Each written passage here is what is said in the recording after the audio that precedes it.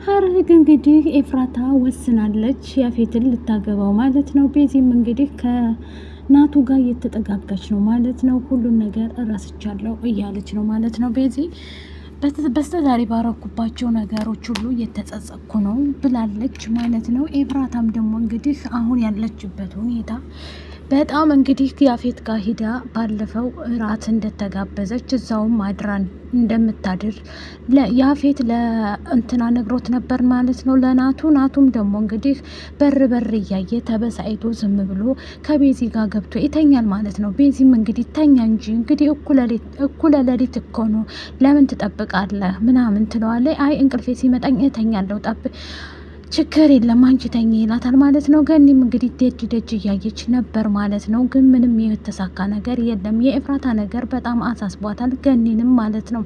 ኤፍራታ ባንዴ ልትቀያየርበት የቻለችው መንገድ ምንድን ነው? ሰላም ጤና ይስጥልኝ። ሀረግን ደግሞ በድጋሚ ክፍል 66ን ይጅላችሁ መጥቻለሁ ማለት ነው።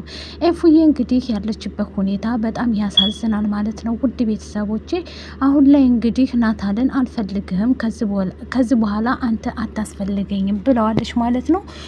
አዎ ሰምተናል ማለት ነው። እሷ ግን ያፌትን እንዳፈቀረችው ወይም ደግሞ ቢኒም ደግሞ ሂዶ ከያፌት ጋር ተደባድቧል ማለት ነው። የተደባደበበት መንስኤ ምንድን ነው? ኤፍራታን እንዳታገባ ብሎታል ማለት ነው። ካገባህ የኔ እናንተ ነገር ያበቃል እዚህ ጋር ብሎታል ማለት ነው።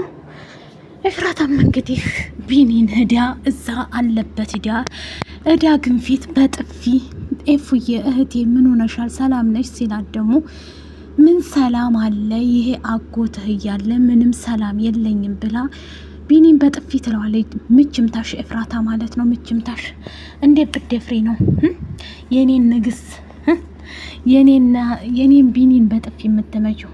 ምችምታሽ ኤፍራታ ያስጠላችሁ ላይክ አድርጉኝ ውድ ቤተሰቦች። አሁን ላይ ኤፍራታ አስጠላችሁ ማለት ነው። በልክ መሆን አለበት እንዴ!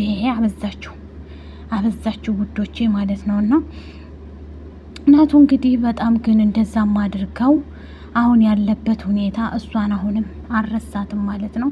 እሷን እየጠበቀ ይገኛል ማለት ነው። ውድ ቤተሰቦቼ ይህን ያደረገበት መንስኤ ምንድን ነው? ለኤፍራታ ስሜት ብሎ በቃ እሷን እየተቆጣጠረ ነው ማለት ነው። የእሷን ደስታ ነው የምፈልገው፣ በእሷ ምንም ነገር እንድትሆን አልፈልግም ብሏል። ቢኒም እንግዲህ ሂዶ ያፌትን እንዴት በምን እንዲያሳመንካት ንገረኝ፣ ምንድን ነው ያሳመንካት እንደዚህ ልትሆንበት የቻለችው ብሎ ጠይቆት ነበር ማለት ነው። ኤፍራታም እንግዲህ ሂዳ አለበት ቢኒን ምን ሆነሻል እህቴ ኤፍራታ ሲላት ዳግም ምን ያልሆንኩት አለኝ ይሄ አጎትህ እያለ ምንም ሰላም የለኝም ትላለች ማለት ነው። ከዛ በኋላ በጥፊ ትለዋለች ማለት ነው። ከዛ ከሰይጣን ጋር ልትጋቢ መቼም አልፈቅድልሽም ይላታል። አንተ ማነህ ብላ በጥፊ መታችሁ ማለት ነው። ውድ ቤተሰቦቼ እንግዲህ ቤዚ ያለችበት ሁኔታ አሁን ላይ ደግሞ ቤዚ ደህና ናት ማለት ነው። ከናቱም ጋር ናት። ከዛም ሲቀጥል ደግሞ ፂ ነበረች ማለት ነው። ፂም ደግሞ ከዚህ በኋላ አይንሽን ማየት አንፈልግም፣ ንብረታችንን በእጃችን መመለስ አለብሽ ትላታለች ቤዚ ፊት። ቤዚም ደግሞ እንግዲህ ኤፍራታን ባትወቅሻት እመርጣለሁ፣ ኤፍራታ እዚህ ላይ የለችበትም። ፂንም ደግሞ እንደፈለግሽ እያስታወሽ እየመጣሽ እንደፈለግሽ እንድትናገሪኝ አልፈልግም ትላለች ኤፍራታ ማለት ነው። እንደዛም ስትል ደግሞ በጥፊ እንግዲህ እየተወላወሉ ገኒም ደግሞ በር እያየቻት እያለ ገኒዬ አንቺ አታስቢ፣ እሷ እኮ አዲሱ ፍቅረኛዋ ጋር ሄዳለች፣ አልሰማሽም እንዴ? በቅርብ ቀንም ሰርግ አለ እኮ ትላታለች ማለት ነው ቤዚ ገኒም ደግሞ ተበሳይታ እንዴት የኔ ኤፉ እንደዚህ አታደርግም ትላለች ማለት ነው። ኤፉ የማደርገዋለች እውነቴን ነው የምልሽ ትላታለች። እዛ አድራለች ቆንጆ እራት እንደተጋበሽ አስባለሁ ትላታለች ማለት ነው። ቤዚን እንግዲህ ሰላም እንኳን ደህና መጣሽ ቤዚዬ ትላታለች ማለት ነው። እራቱ እንዴት ነበረ ደግሞ? ቆይ አንቺ እንዴት ሰማሽ? ትላታለች። ኤፉዬ እውነት ነው ወይ? እባክሽን ንገሪኝ፣ የሆንሽው ነገር አለ እኮ ናታልን በሌላ ሰው ቀየርሽው ትላታለች ማለት ነው።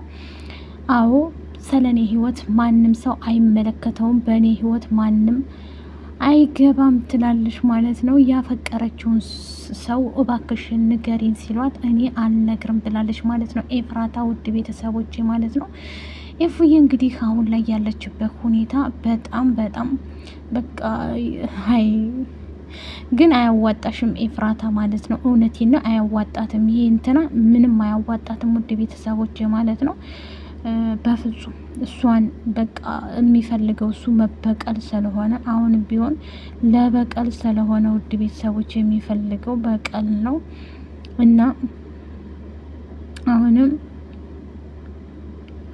ስለዚህ ለበቀል ስለሆነ ውድ ቤተሰቦቼ ማለት ነው በቀል ነው የሚፈልገው ያፌት እንግዲህ ናታልን ወዶ ፈቅዶ ሳይሆን አሁን የሚፈልገው ምንድን ነው? ኤፍራታንም ወዷት ወይም አፍቅሯት አይደለም በፍጹም። እሱ የሚፈልገው ምንድን ነው? በቀል ነው። በቃ መበቀል ይፈልጋል ማለት ነው። መበቀል ስለሆነ የሚፈልገው ሌላ ነገር ምንም አይፈልግም ማለት ነው። ኤፉንም አይፈልጋትም በነገራችን ላይ ግን እሱ የሚፈልገው ምንድን ነው? መበቀል ነው የሚፈልገው። እየተበቀላት ነው ማለት ነው። ናታልን እንግዲህ ኤፍራታን ለማናደድ እስከሆነ ድረስ ለዛ ነው ውድ ቤተሰቦቼ እንግዲህ የናቱንም ነገር እያየ ነው እየተገኘን ነው ውድ ቤተሰቦቼ ማለት ነው። ኤፉዬ ምስኪን እዛም እዚህም በርግጥ ለሱ ብለሽ ነው ያረግሽው፣ ግን ከያፌት ጋር ትንሽ ርህራሄ እንትን ማለት አለብሽ ማለት ነው። መጨቃጨቅ አለብሽ እንዴ! ትንሽ የተወሰነ ነገር እንኳን መጋፈጥ አለብሽ እንጂ በአንዴ እሺ ማለቱ ምን አመጣው ውድ ቤተሰቦቼ ማለት ነው። እና ኤፉዬ አሁን ላይ ያለችበት ሁኔታ እንግዲህ ቤዚንም ተገላምጣታለች።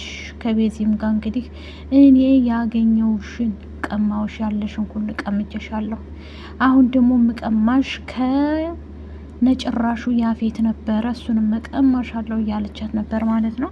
ቤዚም ደግሞ ለስለስ ብላ እንደ ሌላ ጊዜም ሳትሆን አሁን ላይ ጸባዋን አሳምራ ሰላም እያለቻት ነበረ። ግን እንደዛም ሆኖ ምንም መፍትሄ አልተገኘም እላቸዋለሁ ውድ ቤተሰቦቼ ማለት ነው። አሁን ያሉበት ሁኔታ በጣም የሚያሳዝን ሁኔታ ላይ ናቸው ማለት ነው። ጦርነቱ እንደቀጠለ ነው ማለት ነው። ያፌትና ቢኒ ለምን ተጣሉ? ኤፍራታን አታገባትም ብሎታል ማለት ነው። እሱም ደግሞ አገባታለሁ ማን ነው የሚያግደኝ ብሏል ማለት ነው።